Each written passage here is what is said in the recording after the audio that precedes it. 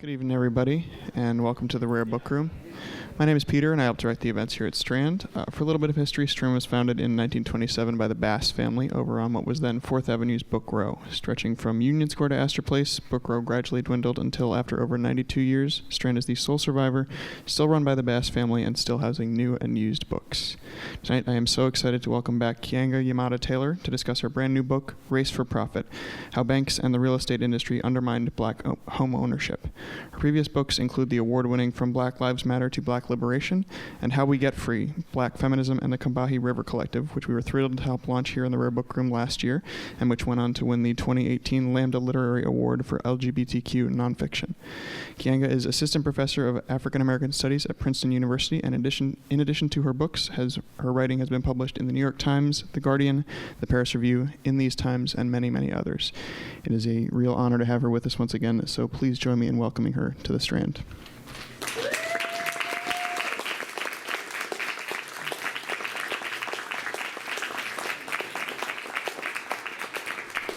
Hello. Hi. How's everybody doing? Good. Good. So this is I forgot to print out what I was going to talk about.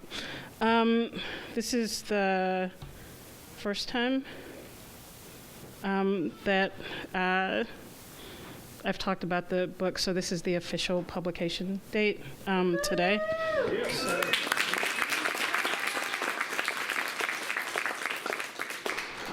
So I'm not totally sure what I'm doing.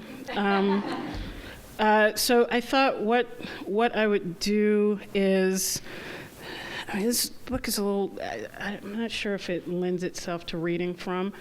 I mean, everyone should read it, but in terms of me reading from it. So I tried to organize some ideas that give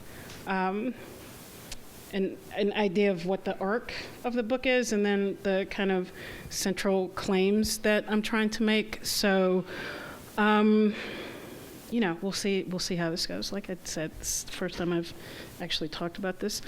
Okay, so last July, in a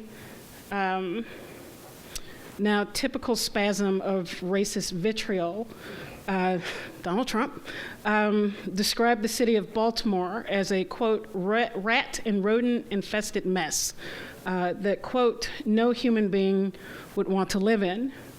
It was cruel and thinly veiled. It was a cruel and thinly veiled code invoked to disparage the hardship in Black working-class communities within that city. In doing so, it conveyed a fatalistic disregard for those conditions while expressing a decided lack of ambition to actually attend to something as serious as rodent infestation. Despite Trump's rhetoric, rat infestation in Black, poor, and working-class communities is not evidence of African American indifference to conditions in their neighborhoods, but rats have always been markers of substandard housing that thrives in the enclosure of residential segregation. The menace of rats in Black working-class neighborhoods in the 1960s also inspired ridicule from mean-spirited white conservatives in government then, and it also sparked activism and even uprisings. In July of 1967, nearly 2 weeks after riots in Detroit prompted the rare deployment of federal troops in an American city, dozens of demonstrators burst into the chamber of the House of Representatives chanting, "Rats cause riots." Days earlier, Congress had rejected a 2-year, $40 million bill to exterminate rats in inner cities across the country. The protesters sat in the gallery of the hall for 20 minutes, repeating the slogan, "We want a rat bill," at even higher volumes. The previous attempt at passing the bill had not merely been voted down, but had been ridiculed in the process. A Virginia Republican mocked the legislation to howls of laughter from other white representatives, saying, quote, "Mr. Speaker, I think the smart thing for us to do is vote down this rat bill right now." One of his colleagues mocked it as another civil rights bill. No laughing matter for the people who lived in the inner city. Rats were the most visceral example of the unequal living conditions forced onto Black people in mid-century America. In the 1960s, African American media regularly reported on rat attacks on the most vulnerable members of Black households, children. Lorraine McTush, a single African American mother, complained to a Chicago Defender reporter that she stayed up most nights because of the rats crawling in her bed, which made her nervous, and the rats in her children's bed, which terrified her. Quote, "They get into the bunk beds, and so I sit up all night. I am miserable and afraid." In February 1966, Jet magazine reported on the reaction to a shocking death in Chicago. The magazine wrote, "Incensed with bitter rage over the death of a baby boy, Andre Adams, who was feasted upon and had his right eye eaten out by rats as he lay in his crib, members of a 1,000-member West Side Chicago organization threatened to storm the offices of Mayor Richard J. Daley and other public officials and deliver live rats there." The rat infestation in Black neighborhoods was profound. When African American children in a Chicago neighborhood were given a vocabulary test and asked to identify various familiar objects, more than 60% of them misidentified a rat as a teddy bear. A report produced about the causes of riots in Philadelphia in the summer of 1964 found that in the riot area, more than half of the housing had been determined by the city to be substandard. The report found that, quote, "Many of those houses have rat-infested pools in their basements, rotted and missing floorboards and exposed wiring." The report also found that children living in Negro slums experienced 80% of lead poisoning deaths and 100% of rat bites. A Harris poll taken in the summer of 1965 after riots in South Central Los Angeles found housing conditions listed among the top 3 concerns of all Americans. In the weeks after the uprising in Detroit in 1967, a Washington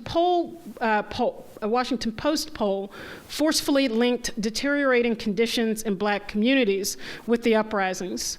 Fully 70% of Blacks attributed rioting to housing conditions. 59% of Blacks said they knew someone living in rat-infested housing. 57% reported holes in their ceiling. 49% said their housing was overcrowded, and 68% reported cockroaches in their housing. In the poll, even 39% of whites said they believed that the condition of Black housing was responsible for the ongoing rioting. The enduring racial discrimination African Americans faced in the housing market was an affront to their citizenship. Indeed, property ownership was synonymous with freedom itself. The Civil Rights Act of 1866, the inaugural legislation that defined the meaning of Black citizenship, prominently listed the right to purchase property. Quote, "All persons born in the United States without any regard to previous condition of slavery or involuntary servitude shall have the same right in every state and territory in the United States to make and enforce contracts, to sue, be parties and give evidence, to inherit, purchase, lease, hold, sell, and convey real and personal property as is enjoyed by white citizens." Despite the clarity of the 1866 Civil Rights Act, African Americans remained locked out of the robust U.S. housing market well into the 1960s. From the violence of white property owners to the institutional obstacles inspired by various levels of government to the racially exclusive impulse of the real estate and banking industry, Black buyers and renters encountered obstacles from a combination of public and private forces. Even as the federal government poured unprecedented resources into the post-war housing industry in the form of generous subsidies and mortgage guarantees, African Americans were ruthlessly locked out. Of course, Black people found ways to own homes, sometimes building their own or passing property from family member to family member, but mostly through enduring the costs and humiliations of using exploitative devices to do so, like land installment contracts. The mechanisms of exclusion and enclosure boiled over into the electricity of successive waves of uprisings across the country in the 1960s. in the final surge of urban rebellion after the assassination of Martin Luther King Jr., the findings of the National Advisory Commission on Civil Disorder, known as the Kerner Commission, left no doubt that substandard housing, evidenced by rat infestation, was a recurring factor in the riots that roiled American cities throughout the decade. Identifying segregation at the root of those conditions and as a significant source of rage in Black communities, the Commission's findings called for historic changes to American housing policies. 1 week after the murder of King, Johnson finally harnessed the momentum of spring riots to pass a federal fair housing bill poised to phase out housing discrimination over a 3-year period. Nearly 2 months after the passage of fair housing, a landmark Supreme Court case, Jones versus Meyer, eschewed the 14th Amendment and instead drew upon the 1866 Civil Rights Act and the 13th Amendment, comparing housing segregation to slavery, concluding that, quote, when racial discrimination herds men into ghettos and makes their ability to buy property turn on the color of their skin, then it is a relic of slavery. The final piece of the battle to open the U.S. housing market to African Americans came with the Housing and Urban Development Act in August of 1968. The 1968 HUD Act was Lyndon Johnson's last greatest legislative accomplishment. It was a bill planned in collaboration with representatives from private enterprise and what was known as the Kaiser Commission. The businessmen who participated described their promotion of single-family homeownership for poor people as, quote, socio-commercial enterprise, business with a conscience. Lyndon Johnson described the legislation as the Magna Carta for the cities, but its focus on the market and ownership ensured that it was a bipartisan bill. The HUD Act mandated Congress to produce 26 million units of housing, including 6 million low-income units within 10 years. But the centerpiece of the legislation, that which garnered the most news attention, was a new program to turn low-income slum dwellers into low-income homeowners. The most popular of the homeownership programs was called Section 235, but there were others as well. The promotion of homeownership was extremely popular. Freshman Senator Charles H. Percy, Republican from Illinois, described the benefits of expanding homeownership as, quote, a new dawn of opportunity on which a new national effort to bring dignity and a better life to today's slum dwellers must be based. We can democratize our cities. We can give people of the ghetto a piece of the action, let them be somebody and achieve something. President Richard Nixon said of the bill, people who own their own homes don't burn their neighborhoods. Rather, in pride and self-interest, they turn to fixing up their communities and making them livable for themselves and their neighborhoods. The terms of the new homeownership program were a low $200 down payment, 20% of a participant's income as their mortgage, regardless of the cost of the house, and interest rates that were capped at 1%. The inclusion of federal mortgage insurance for the first time meant that in the worst case scenario of foreclosure or abandonment, the federal government was obligated to pay the mortgage back to the lender. These terms kept the price of the new homes low and manageable for low-income and working-class people. It also removed almost all of the risk for the real estate industry. As one official described the program, quote, it's like doing business in heaven. You can't lose money. The unprecedented program linked federal agencies to real estate brokers and mortgage bankers to supply the loans and housing necessary for homeownership. The historic hostility of these private sector forces towards urban dwelling African Americans melted away when the federal government combined lucrative subsidies with mortgage insurance to ensure their profitability. But these same conditions also opened new pathways for corrupt real estate practices. Speculators and brokers bought up cheap, dilapidated properties, hoping to flip them for higher prices and sales to people who would qualify for the new programs.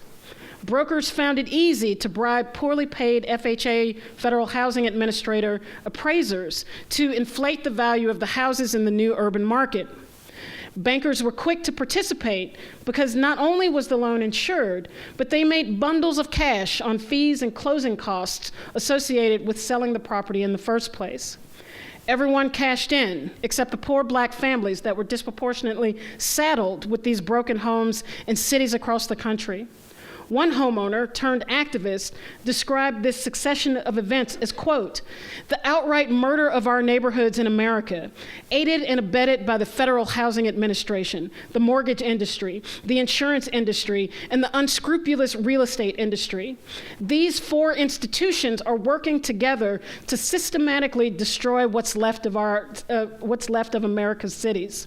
What for so long has been considered a natural phenomenon, changing neighborhoods, deteriorating cities, are not natural. It's an outright plan, and the government, the realtors, and the big money people are all making a lot of money out of changing neighborhoods, out of the communities that we call home. My book, Race for Profit, How Banks in the Real Estate Industry Undermined Black Homeownership, examines the critical turn in U.S. housing policy when the Federal Housing Administration, located within the Department of Housing and Urban Development, HUD, ended its long practice of redlining to instead promote new policies encouraging low-income African Americans to become homeowners in the 1970s.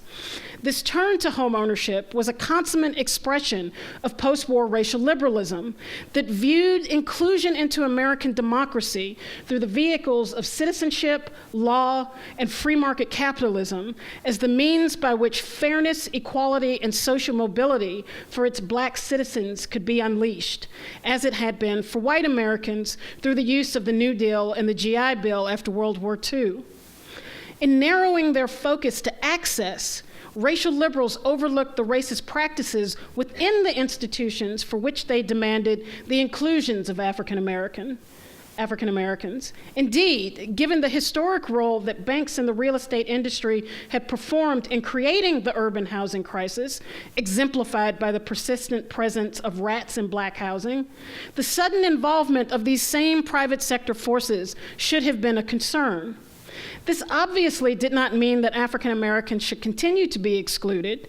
Rather, it demanded greater scrutiny, greater enforcement of rules regarding the protection of civil rights, and specific plans to undo the practices that had resulted in black exclusion in the first place. Without that level of scrutiny and the threat of behavior-altering punishment, there was nothing in place to prevent the continuation of those practices.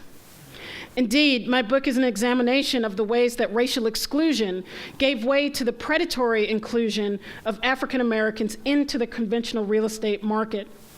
Predatory inclusion describes the different and more expensive and ultimately exploitative terms upon which black people were admitted into the world of conventional real estate under the guise of colorblind neutrality.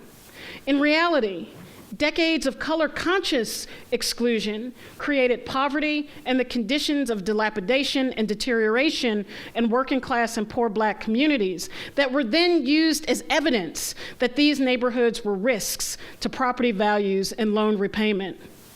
The notions of risk facilitated the charade of race neutrality as the neighborhood conditions and financial insecurity of African Americans that had been created by the racist actions and behavior of government agencies, bankers, and real estate brokers were now used to treat black people cautiously in the marketplace.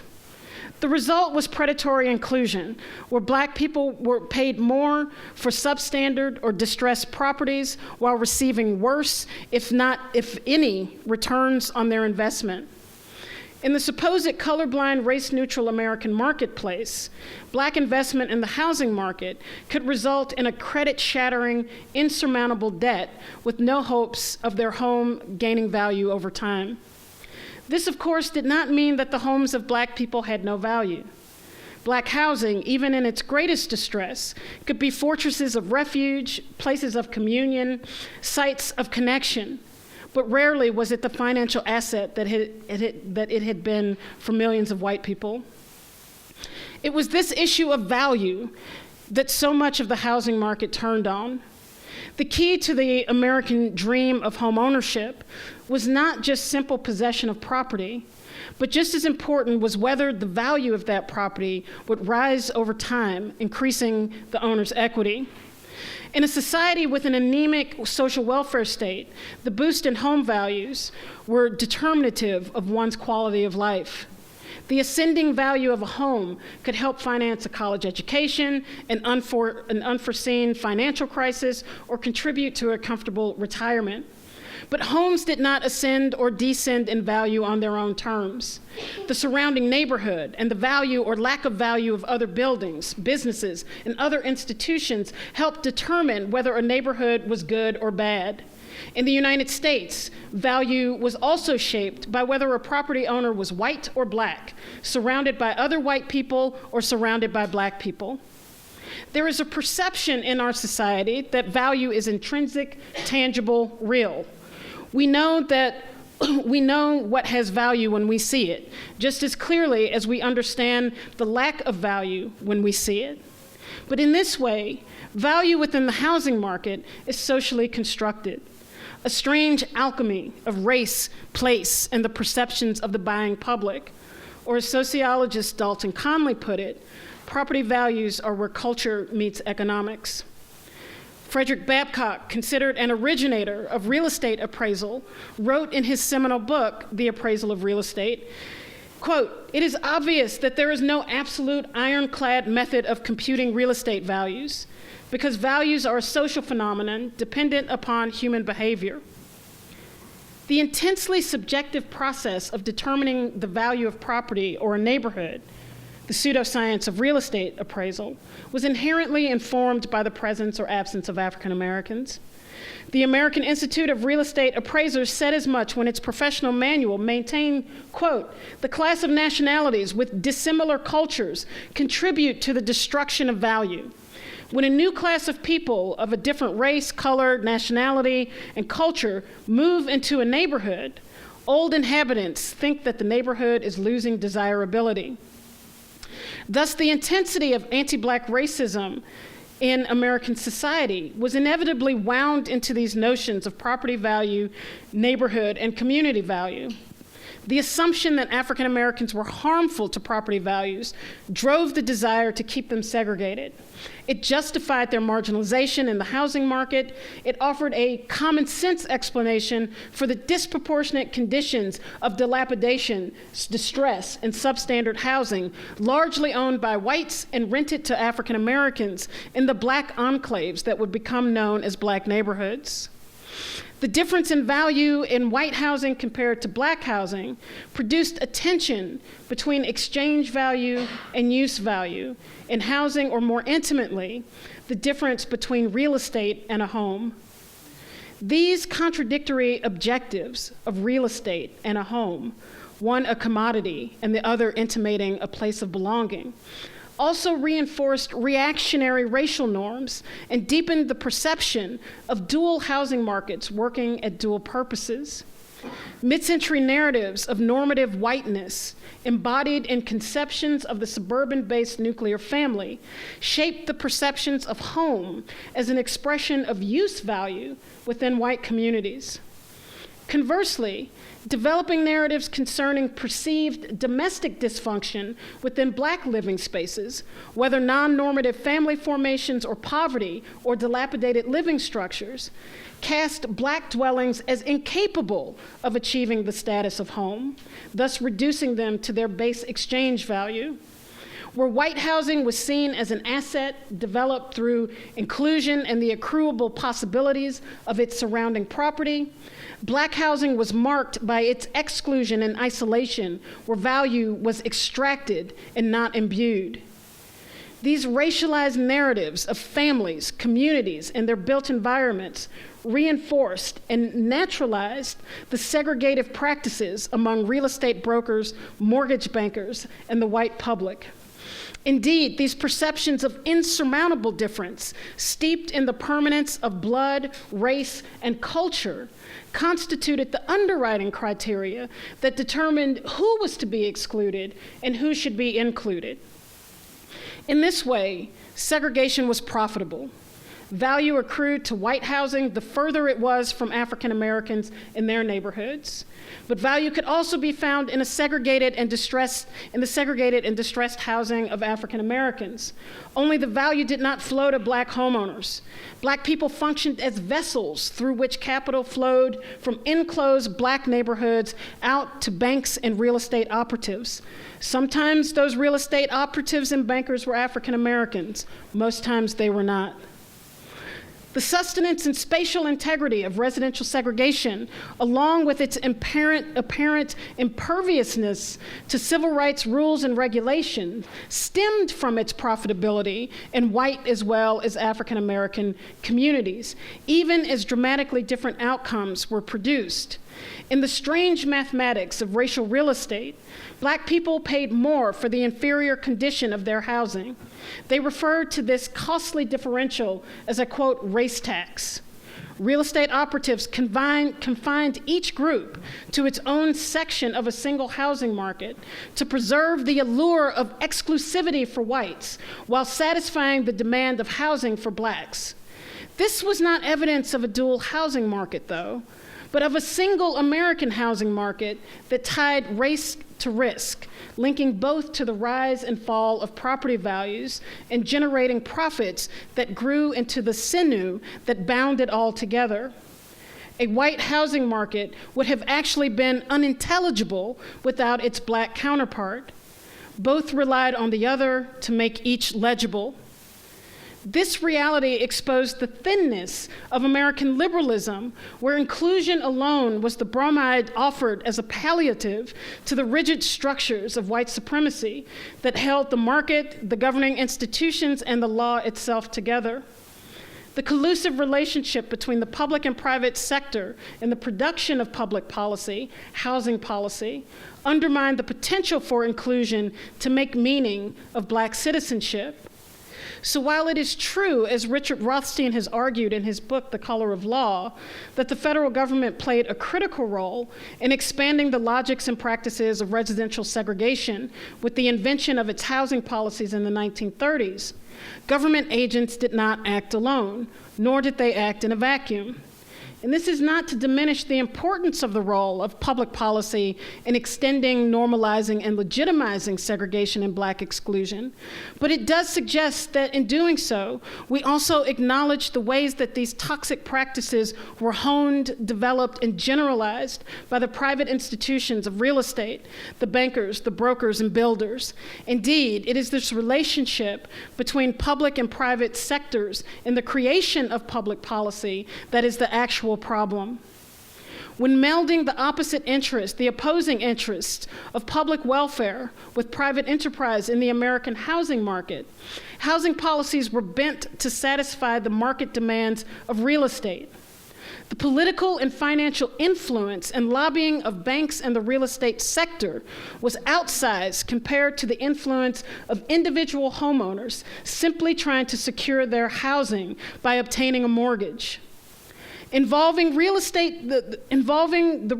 industry in the production of housing policy inevitably meant that the racial practices at the very heart of real estate and mortgage lending practices were then grafted onto public policy.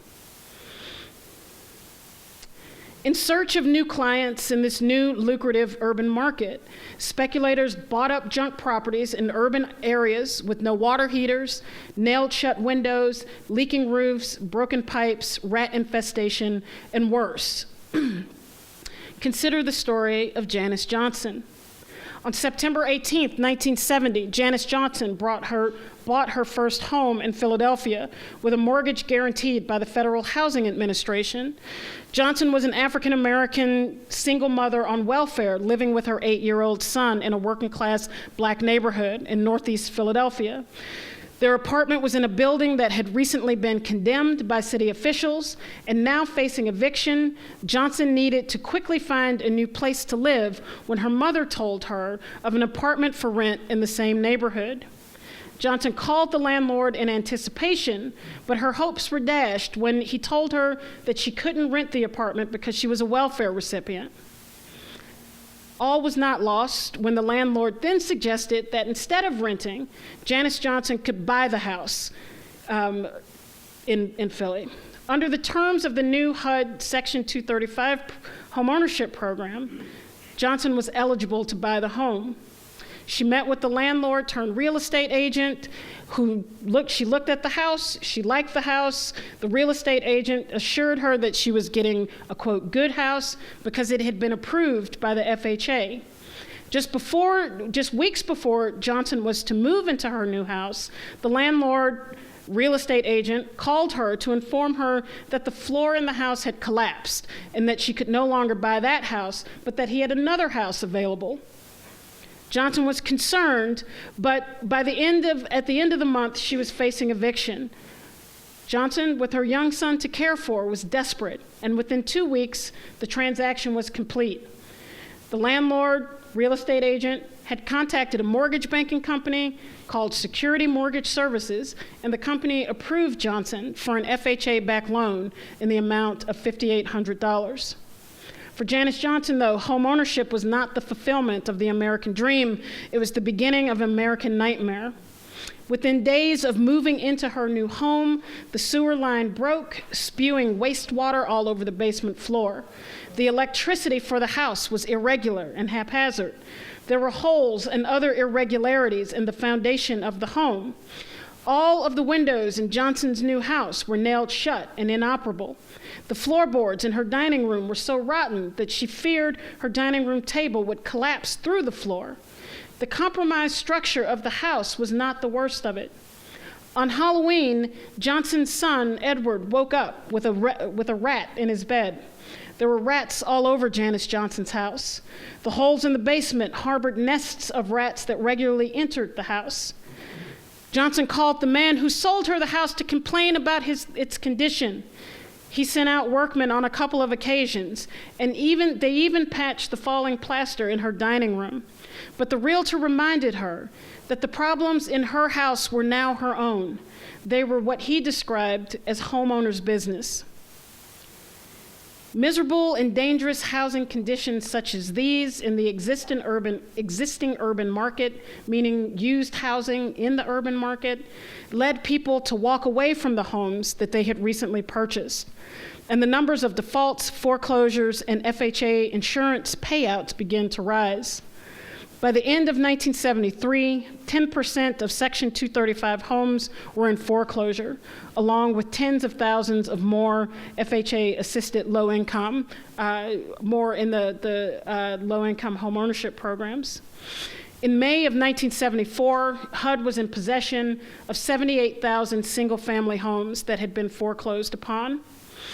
Congressional investigations into impropriety in these programs showed that federal appraisers were taking bribes and inflating the value of dilapidated houses by 3 or 4 times their actual worth. Local mortgage bankers were also accused of accepting bribes to ignore inconsistencies in paperwork needed to authorize the loans.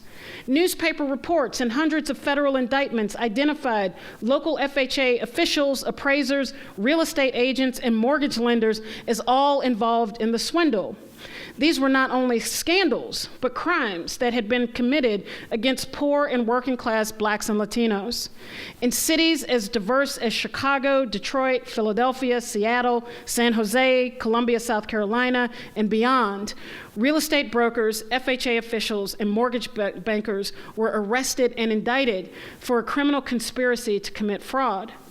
By 1974, 28 HUD officials had been indicted for their role in the housing scandal, along with other mortgage brokers and real estate brokers. The FBI, by the end of that year, was conducting up to 1,930 active investigations for fraud. And despite that, the attention turned to the role of black women in the programs. For the HUD homeownership programs, the easiest way to explain their collapse for those administrators in HUD meant demonizing the poorest of the program participants as undeserving recipients of HUD's subsidies and mortgage guarantees. This effort to encourage low-income homeownership among African Americans was castigated as a bizarre and naive exercise in social engineering. And Ohio Congressman Tom Ashley tartly argued, quote, "You cannot run a middle-class program in the ghetto." Members of Congress and news reporters, even as hundreds of indictments are coming in and federal investigations are being conducted, turned their attention to the poorest participants in the program. Black women on welfare who had been aggressively targeted to become homeowners. These women, many of whom had been recruited from deteriorating public housing complexes, were particularly vulnerable to buying homes that were in poor condition because they were desperate for housing for themselves and their children. But when questions surfaced about the condition of their housing as an act of self-preservation, HUD investigators linked the distressed condition of the housing to the women and their homemaking skills. For example, George Romney, who is the secretary of HUD and who is celebrated as some liberal Republican at this moment of Nixon and nasty Republicans, had this to say, quote, "I think it's a sad fact that these conditions exist, but it does exist, and we do have fatherless families and homes where the woman has no idea what to do and under those circumstances. As a matter of fact, many of them have moved out of public housing units where all of those things were taken care of, so they don't know the cost of utilities.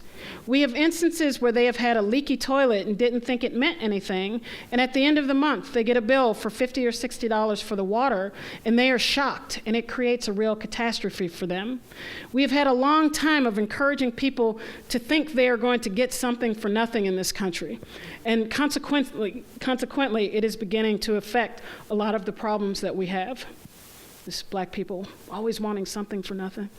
And then some were more direct. Georgia Congressman Ben Blackburn said, "The problem is that we have been putting families into homes who have no sense of responsibility of home ownership, and that is where the problem has been, and that is the intrinsic problem in the program. We have found welfare mothers whose sole income was aid for dependent children, plus other benefits that come from that status in life. And they were put in housing, presumably as owners, and yet they could not even fix a faucet washer. Have we concluded that there are some people who should not be put in the status of home purchasers? Can we not conclude that there are some people who do not have a sense of responsibility or the economic income to own a home?" Of course, there was the undeniable irony of rich white men in Congress who relied upon black women as maids and caretakers for their families, now complaining about their homemaking skills. But there was a larger issue. Focusing on African American women's housekeeping abilities deflected attention from the more pressing question of why the FHA was insuring properties in uninhabitable conditions in the first place. After all, an earlier audit of HUD's homeownership programs concluded that, quote, "No homeowner can be expected to cope with poor construction, cracked foundations, improper wiring, and a general failure of contractors to meet local building and maintenance requirements." I just wanted to say, I want to wrap up here. So these programs are suspended by Nixon in 1973, and they used the scandal as a reason to do so. Just two things to wrap up here. When Ronald Reagan became president in 1980, he called for HUD to convene a special commission on housing policy in 1982. For more than 30 years after pledging to provide a decent home for its citizens, the federal government and its Department of Housing continued to fail to achieve its goal. The latest Housing Commission, paneled by Reagan, called its report To House a Nation, and it began with a criticism of the HUD Act. The HUD Act had left as its legacy, quote, "a belief in the potency of government programs." Reagan's Commission on Housing promised the opposite. Quote, "The genius of the market economy, freed from the distortions forced by government housing policies and regulations that swung erratically from loving to hostile, can provide for housing better, far better than the federal program." It was a conclusion that could only be reached by ignoring the actual origins of the HUD Act and the reasons behind its demise. Lyndon Johnson had also promised the genius of private industry as the key to unlocking the mystery of perpetual housing crises. But lackadaisical management, erratic regulations, and trenchant racial discrimination, combined with the end of redlining and the predacious inclusion of formerly excluded Black urbanites, allowed the real estate industry to bleed inner cities dry. It was not government intrusion that sank the FHA-assisted low-income homeownership program. It was government negligence. And just to end, I wanted to end with a quote from Robert Allen, because obviously these questions about privatization and the role of the private sector in not just housing, but the distribution of public services more generally is a germane one. So these questions aren't new, but the challenge to privatization and public-private partnerships should be challenged. As Robert Allen warned in 1969 in the book titled Black Awakening in Capitalist America, quote, "The privatization of government functions and the corporate inroads into the public sector will result in greater corporate control of ever-widening spheres of public life. The logical extension of this kind of decentralism would reduce the overt function of government to tax collector and subsidizer of corporate urban development programs. In the interest of expediency, corporate autonomy would take priority over democratic control. To extend this mode to the public sector could well culminate in a sort of velvet-fisted corporate dictatorship of American society." For more than 50 years now, the private sector has been viewed as the most capable of ending the pending, persistent urban housing crisis, and yet those crises have become more stark over time. This is especially true in the realm of housing. And so this is not a case of history repeating itself. It is the predictable outcome when the home is a commodity and it continues to be promoted as the fulfillment and meaning of citizenship itself. Thank you.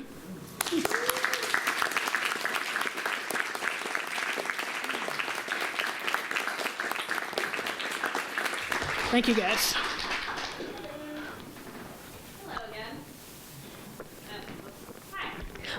So we're now going to open up the floor for questions for Dr. Taylor. Please just raise your hand and let me get to that side of the room, and then I'll let her pick whoever she wants to answer.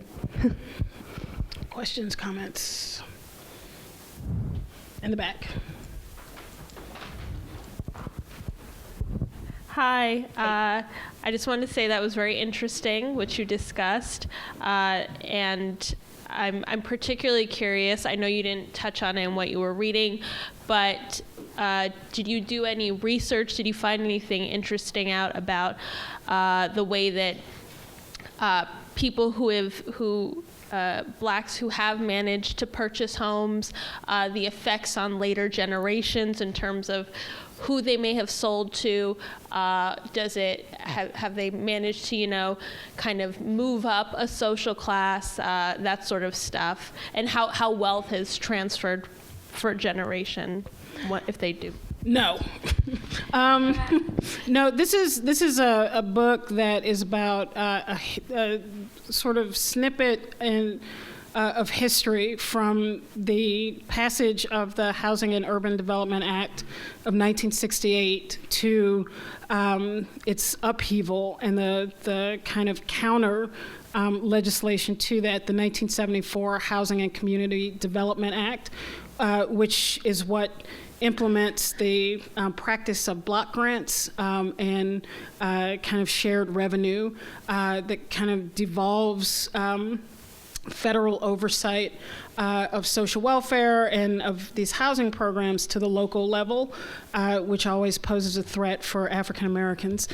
What I can say about that, because I do comment on, in the conclusion, especially when I try to look at what this has meant for our contemporary situation. And so there are two instances in which we can say that there's a connection between these programs and the kind of housing crisis that erupts in the 2000s, that culminates in the housing crisis of 2008. The first is that what I read at the very end from Reagan and his housing commission, and this kind of distortion of the HUD Act is just big government, big social welfare gone awry, instead of what it actually was a public-private partnership that the private sector had almost exclusive control over.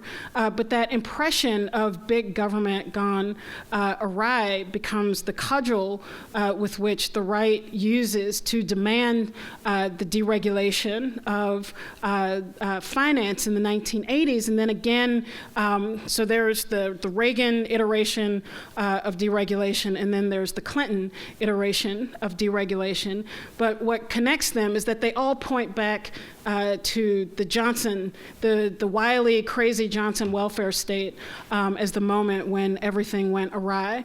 And so that's one connection. The HUD crisis is used over and over again as an example of why the private sector should be exclusively in charge of these programs. And then the other thing is the way that the concentration of foreclosures, abandonment, not all of which, the 70s is known for these kind of optics of urban crisis and huge amounts of building abandonment, home abandonment. So not all of this is, not even most of it is attributed to the HUD program, but this becomes a very visible target of conservatives and the right wing. But there is a reality that, in a city like Detroit, 20,000 foreclosures are come about as a result of this program. In Chicago, it's 12,000 foreclosures. So this is a tremendous amount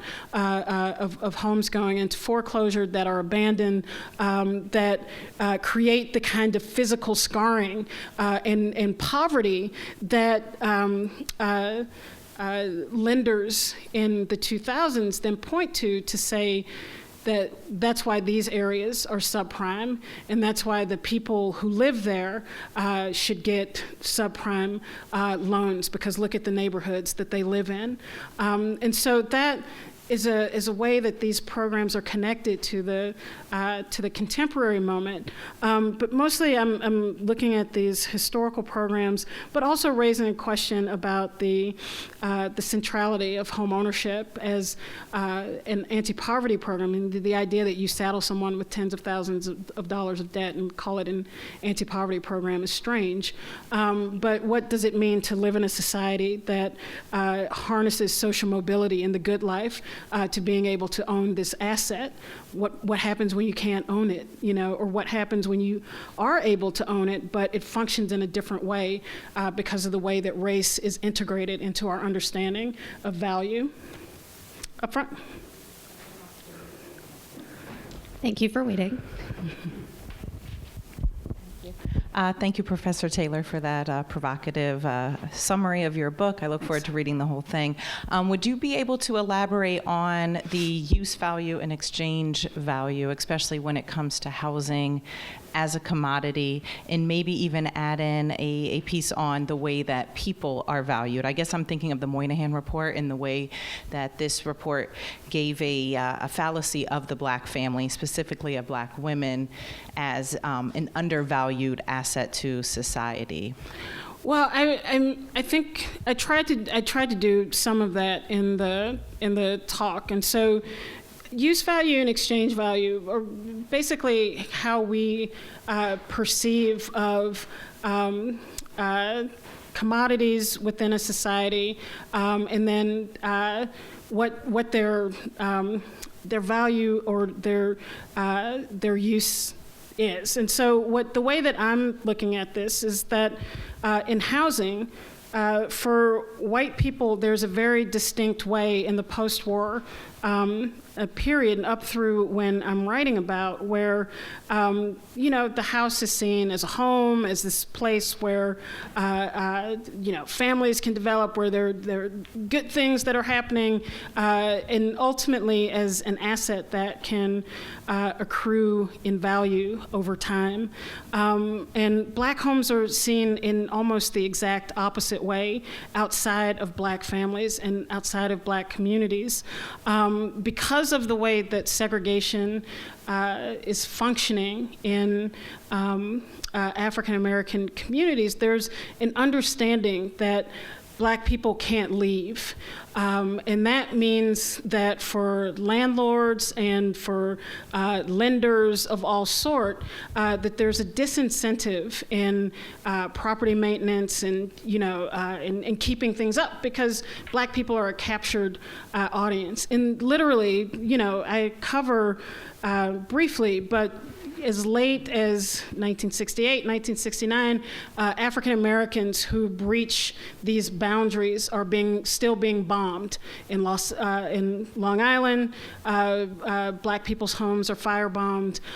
In suburbs of Cleveland, Black people are firebombed. So this is not just about ancient history when these things happen. They're happening clearly into the late 1960s. And so the kind of different ways that housing is viewed is, it does relate to how the people who inhabit those houses and those residents are viewed as well. And for me, I try to connect all of this to the issue of value and what I think we should understand as the social construction of value, and what that then means in a society, again, that hinges social mobility and the good life to owning this asset, and what happens when you're excluded from that, or what happens when you do own that, but the value is treated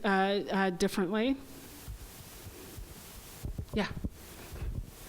Jean-Claude.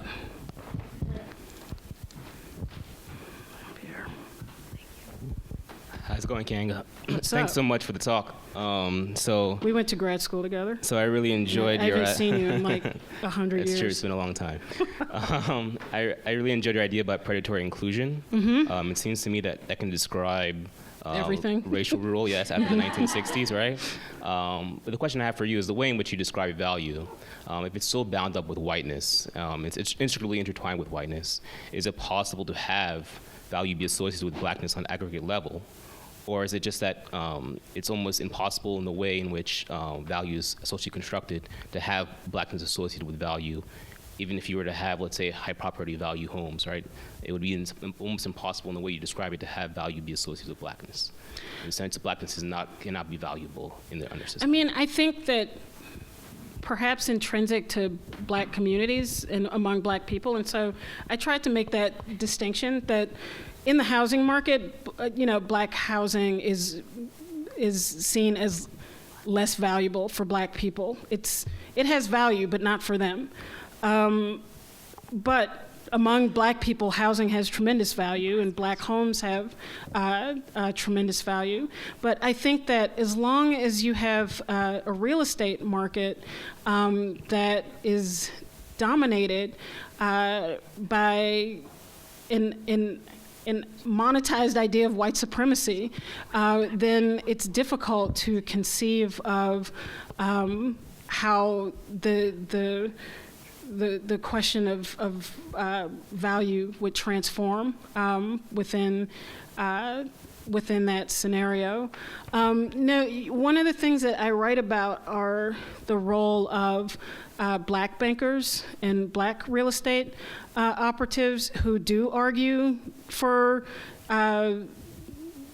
the perception of black property as having value for their own purposes. And it puts them in a contradictory position because they end up opposing desegregation measures that in some ways are important for allowing African Americans to get outside of the dynamic of the captured market.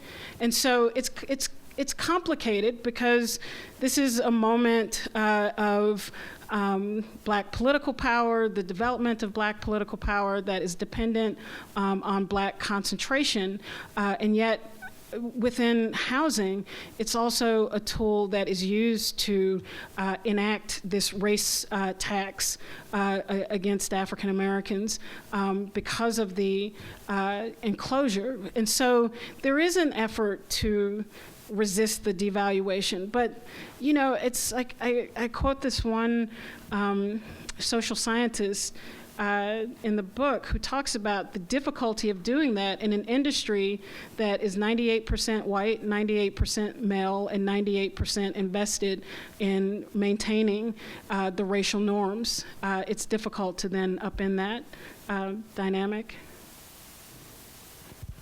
Yep. You guys can duke it out. Thanks again for Mitch. I appreciate this. You'd mentioned earlier the GI Bill, and considering the area that you're focusing on, obviously the Vietnam War was waging at that time, where black men were overrepresented in the military. Did you notice any changes in the GI Bill or discrimination or things that affected returning veterans during this time? Well, you know, the GI Bill helped to finance tens of millions of homes for veterans, but I think that by the mid-'60s, was it 2%? Somewhere, like, you know, a very tiny number of those homes had gone to black veterans. And the problem was, you know, the GI Bill is for everyone, right? So it's not like the New Deal. It's not like these programs that are created in the 30s that deliberately, you know, carve out, well, domestics doesn't apply to you, or farm laborers doesn't apply to you. That doesn't happen in the GI Bill. And part of the way that the Southern racist Democrat Dixiecrats deal with that is through what Ira Katznelson describes as administrative decentralization, which is that you devolve control from the federal government and just let local administrators figure it out. But the problem in housing for black soldiers is that, you know, you can have the GI Bill that says that you get a no money down loan and low interest rates, but you still need a bank. You need a lender. And that's what the FHA and the VA are not lenders. They're not banks. They're not disseminating money. What they are saying is that we will insure loans. We will tell the bank that if you give this person a loan and they default, we'll pay it off as a way to get banks to begin to lend money to people who would otherwise be deemed as subprime lenders. That's what the FHA program was initially about. That's what the VA was for people who otherwise would not be able to just walk into a bank and say, give me a loan. But you still need a lender. You need a bank to walk into. And so for African American veterans, they still ran into the problem of banks' refusal to lend to them.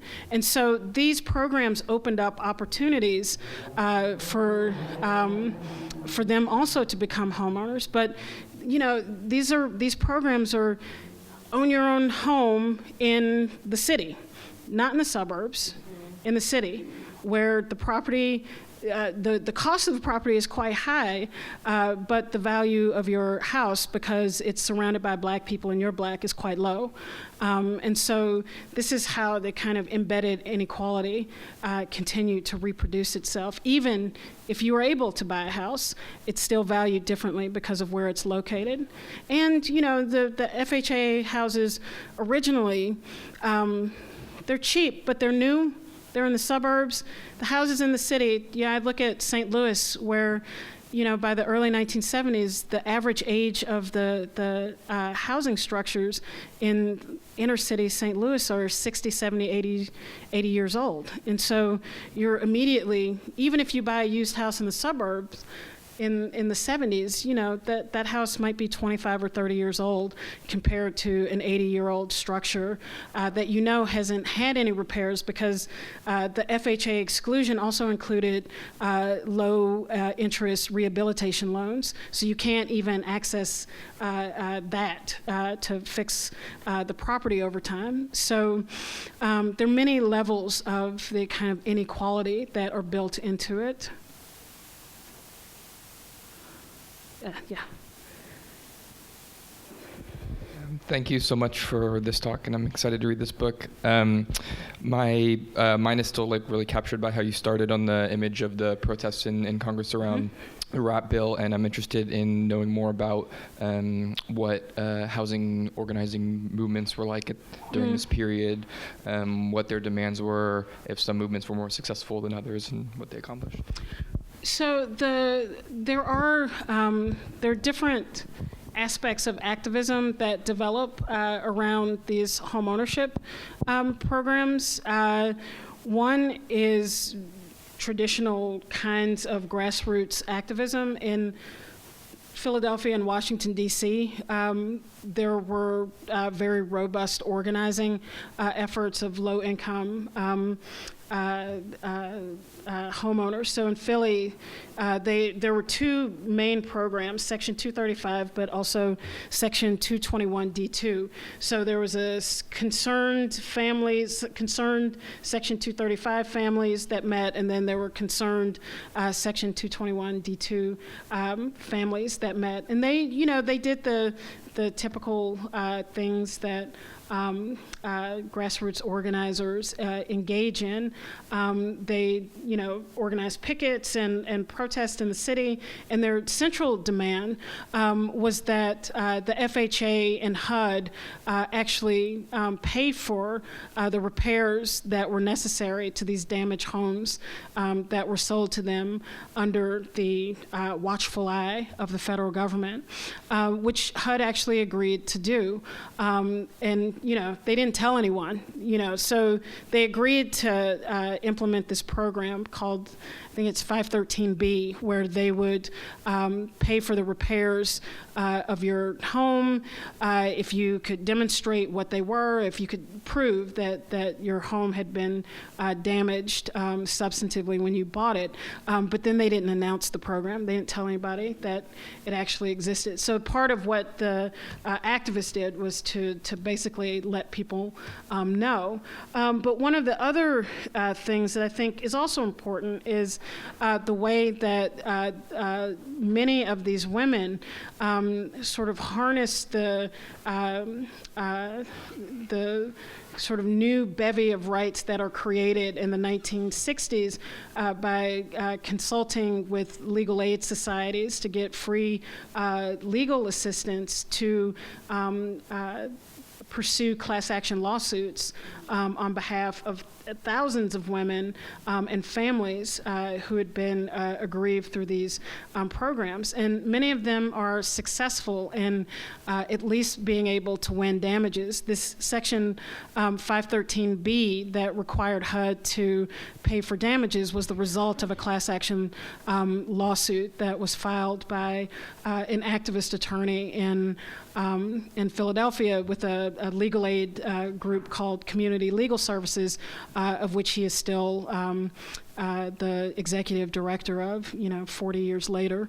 And they sort of lead the struggle in Philadelphia around lead contamination in housing. So there was lots of grassroots organizing and activism in response to this. Much of it had a kind of legal character because it's coming about towards some of the twilight of the major movements of that era, but some of them were quite vibrant, particularly in Chicago, where the struggle there is what ultimately results in the passage of the 1975 Home Mortgage Disclosure Act, and then the Community Reinvestment Act later in the 1970s is led by what people who call themselves community reinvestment or community investment activists who are protesting the fact that commercial banks will extract deposits from these neighborhoods, but then lend money to the suburbs and ignore the communities that they're actually that they're based in. So I do write some about those. One more? Our Or no last more? question. Okay. Last question. Anybody? All right, cool. Perfect. Thank you. And I actually have a few, but I'm going to just pick one because it's the last one. I'm thankful for my opportunity. Thank you. So you mentioned that due to segregation, there was this captured market, so that landlords basically were able to collect a premium due to the fact that they had captive tenants who didn't have other housing options. I'm just curious about empirically if there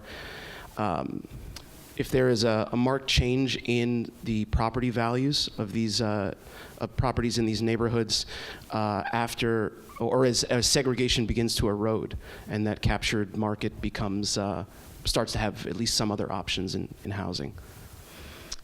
There are other options that begin to open up, but they're not necessarily less segregated. They move. And so there's a wave of black suburbanization that happens in the 1970s, but it's not integrating the suburbs. It's basically shifting the urban dynamics to the periphery of cities. And so it does mean that there is more housing available within the city limits, which also is partly facilitated by the much larger crisis of abandonment that is happening in the 1970s, which does have an impact on the concentration. And so the ability to enact the race tax specifically around rents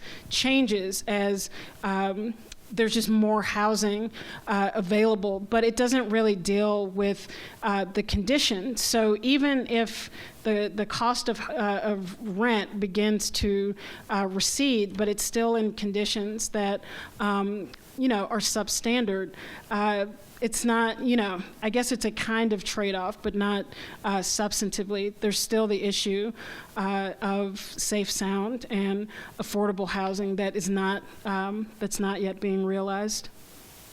Thank you. Thank you, guys.